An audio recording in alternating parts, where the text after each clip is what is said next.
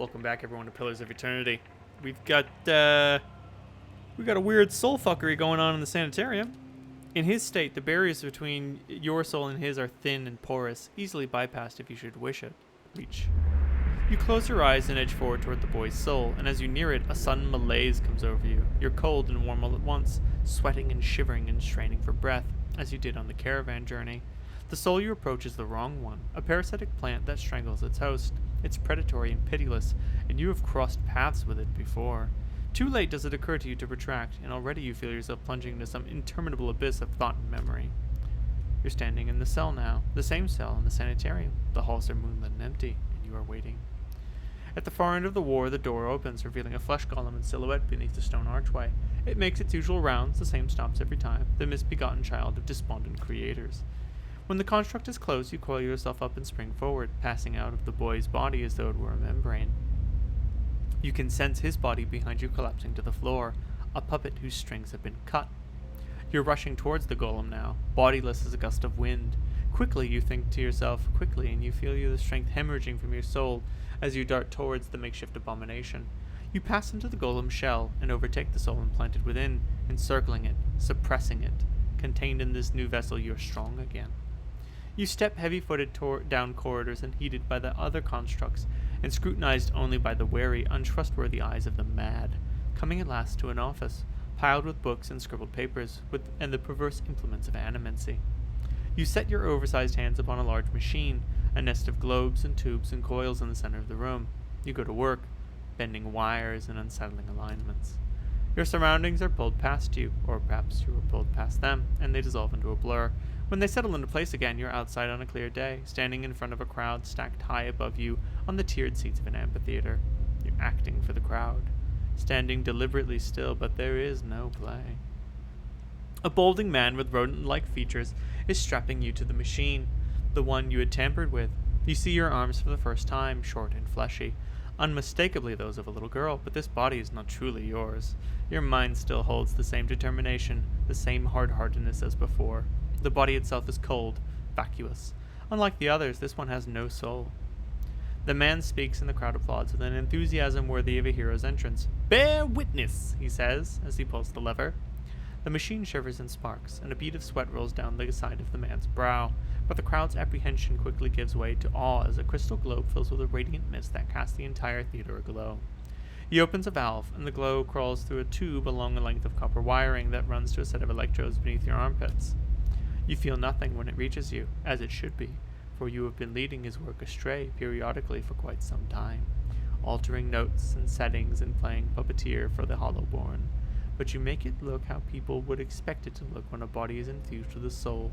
In a moment the machine goes dark, and the man unstraps you, eyeing you with the scientist's concern. He looks back up at the crowd. "Behold!" he says, but there is obvious hesitation in his voice.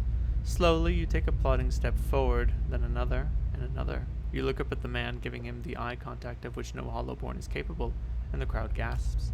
The man looks relieved. "How do you feel?" He asks at a volume meant for the crowd, and this is the moment. At the top of your lungs, you let out a piercing shriek. The man comes towards you, his hand outstretched, but you run the other way, back to the machine. With all your strength, you drive your head into the crystal globe, and it shatters, streaking your head with blood. You drive your head down into the surface of the machine again and again, drawing panicked screams from the crowd, and by the time the man reaches you, your body has already ceased proper function and merely twitches on the cold ground. Satisfied, you depart the corpse in search of another unsuspecting host. Who would put their faith in animancy now? You're pulled again from your surroundings, transcending the boundaries of memories and their lives, deeper and deeper past betrayals and murders and lies upon lies that form the thick webbing of plots beyond mortal comprehension. You settle at last on a room you have seen before, expansive with a tall device encasing an Adra monolith at its center. The room is filled with people, and the people all look at the device. You're yanked suddenly back to reality, and the once catatonic boy in the cell is looking directly at you, appraising, calculating. There's no mistaking now that it is the soul of the man who caused your awakening that gazes out from that borrowed husk. A watcher. I believe we share a common past. I'm looking for answers. Is that so? He makes no effort to hide his disinterest, but continues to search your eyes. He makes a slight grunting noise, and his eyes soften for an instant, and it seems that for the moment he recognizes you.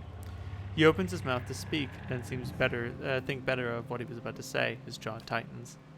I know your look. You hunger. Hunger for answers that elude you. It gnaws at your soul. It usurps your reason for being. You're just like everyone. I will help you let go. He dodges backward with startling grace, putting himself out of reach. On his face there is no malice, only the dispassion of a farmer putting down a sick animal. Then suddenly he slumps forward.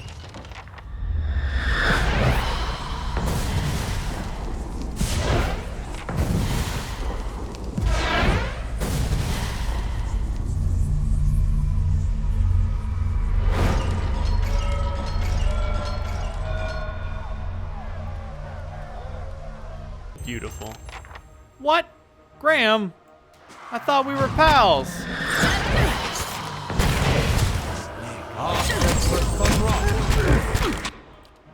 Boo hiss. Come on, Graham.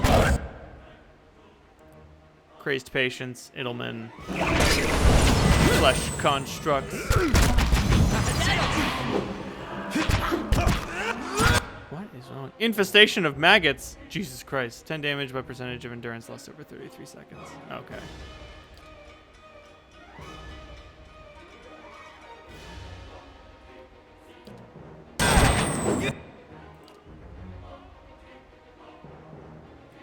Damn it. We got Oh no. take better care of allies. Fuck. Alright, I'm down too. I did not save before this fight. Oh, but Tixie is a shifter. Cleric's down. Fucking everybody's down. Jesus Christ. Oh, sweet. Gets up.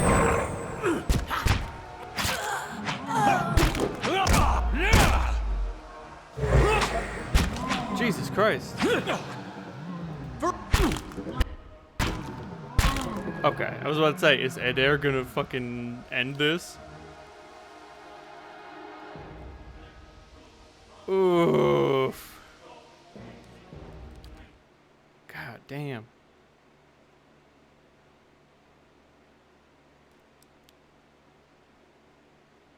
There's gotta be an earlier, there's gotta be a later autosave than this.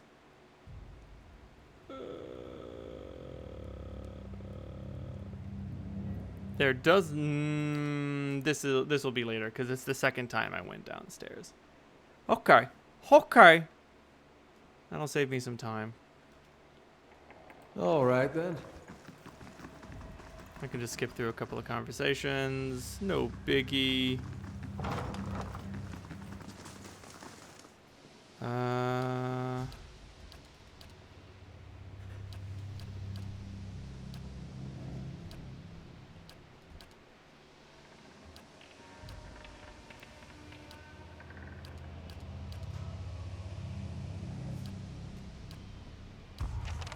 Okay.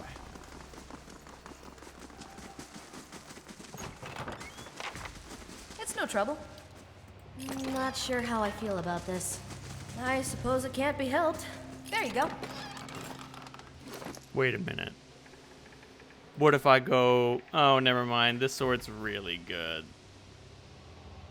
I was thinking, what if I go dual wield Rambo Hambo? And then realized, nah, it's probably not going to work so well. Damn it. What is the meaning of this? Indeed. Who will solve Wide Web? Use. Fine. Speak to. Okay.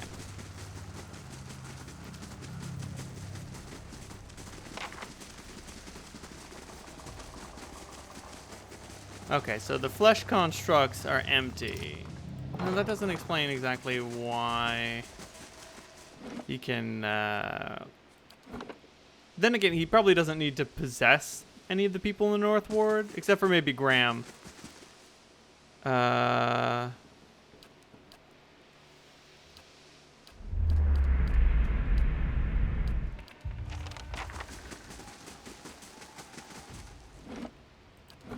Okay.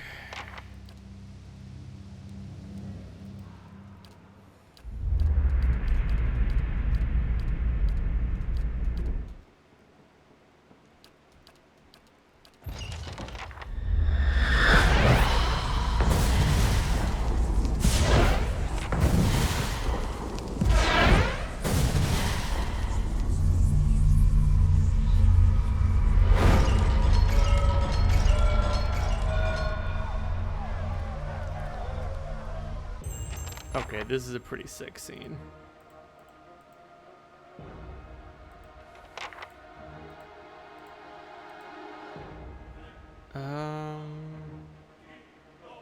Yes?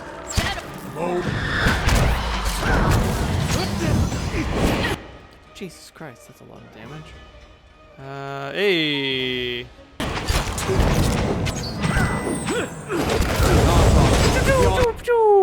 Okay, that's pretty sick.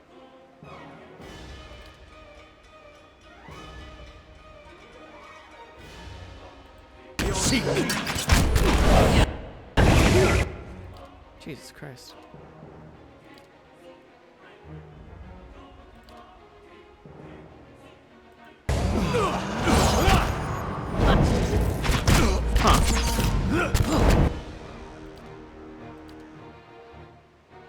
Weakened. Infestation of maggots. Deep wounds. The boy is wounded. Wait, is this once per encounter or once per rest? Oh, I don't want to waste the scarab yet. There's more fighting to be done.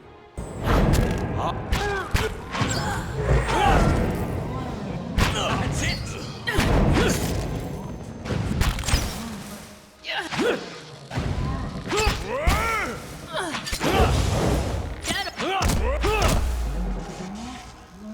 Oh no, the boy's empty. There's nothing in him.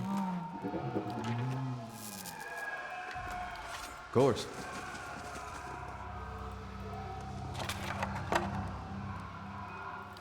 Scroll of Walking Shadows.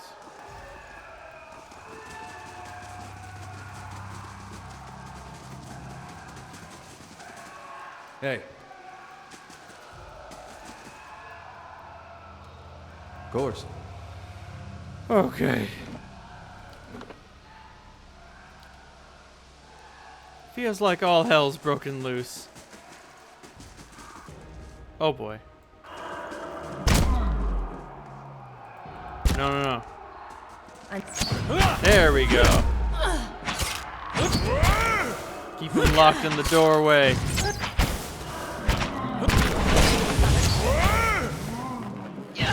Oldest trick in the book.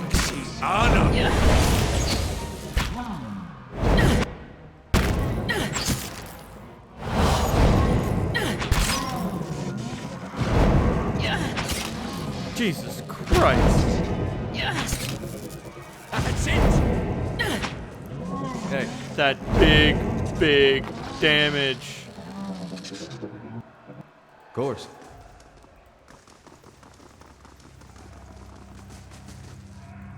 Unsurprisingly, the flesh constructs had no loot. Oh boy. That's it!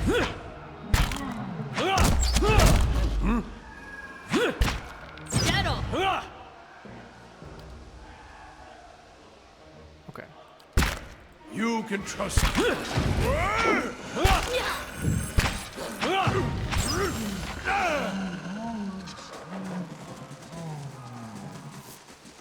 Oh no.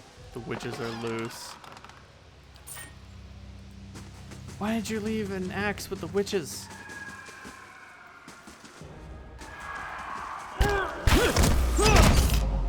Okay, it seems like only the constructs have gone berserk. And they killed a lot of the patients. Get some. How may I help?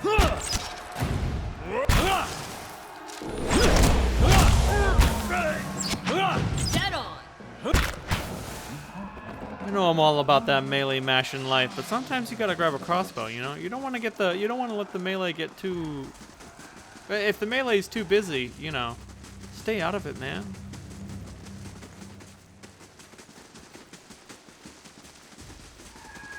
Yo, Caveman. What have you done? You've been experimenting on your patients against their will, mangling their souls. I've witnessed it with my own eyes. How could you possibly...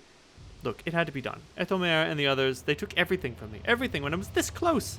I had to know. Had to know where I failed and why. Imagine the value if I'd succeeded. I had something that could make all those hollow infants into something like a real person with a few more patrons and a few years' research. Who knows? No one has come this close with the legacy.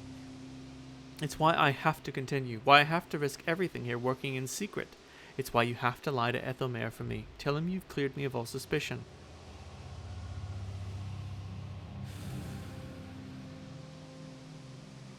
If it means a chance, we'll see. I trust that you'll do what's right for Deerwood. Don't hold everyone accountable for my mistakes. This is why I prefer the hunt. Kill or be killed. It's an easy decision. When you write, you write. Ooh. Did these flesh constructs have loot? They did not.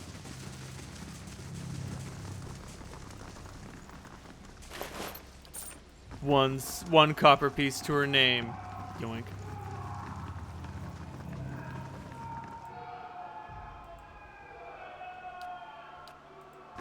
Huh. Oh no. I mean, yeah, it's not safe down here, but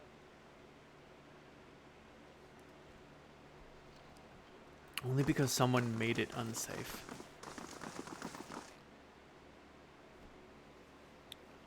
What the blazes happened down there? You were given permission to ask questions. Azza was being influenced by a patient, but that patient really wasn't himself at the time. I've read accounts of people in history who could do what you describe.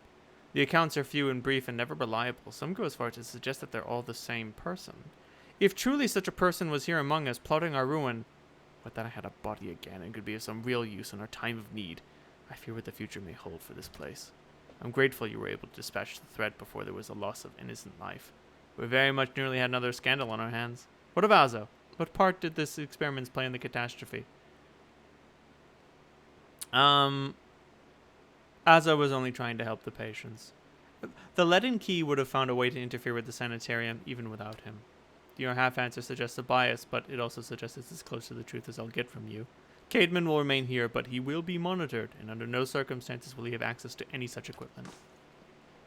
Because, like, as rude and crude a dude as he may be, he was this close. Only by the interference of that leaden key agent was he thwarted. His machine would have worked if this guy hadn't been fucking with it. Oh no. Welcome. Beg your pardon, I have a message for you. You're summoned to Hadrit House, where Lady Webb wishes to meet with you as soon as possible. They say she's an ancient spider spinning her nets throughout the city. If she wants to see you, then either bodes very well or very ill. Lady Webb? Do you not know Lady Webb? She's, well, no one's seen her exactly in a long time, because she's the mistress of Dunwin Row. Has been for as long as anyone can remember. She's supposed to be old, older than anybody. She never leaves her room. Some say she's wasted away, and she's just a pile of bones kept animated by dark magics. She's still at it, best anyone can tell, learning things, keeping us safe, pulling the strings behind the throne, too, it's said. Has a ring of ciphers doing her bidding, telling her everything that goes on. You do wrong in this country before you go asking the gods forgiveness. Best you ask Lady Webb first. Where can I find it? Southwest corner of Brackenbury. How'd you know where to find me? That's Lady Webb. She knows everything. Huh. Oh. Hey, Allah, can I, talk to your, your friend? What is it about Isilmir? I'm right here, you know. No, you're both great. It's just, well, I feel like I don't get to spend as much time with her, and she's just so funny. I mean, some of the things she says Are not nearly as funny when you've been hearing them for 50 years. Hatchet House. Right here. Oh, boy. Oh, fuck. Hey, bro, what's going on, older robed man?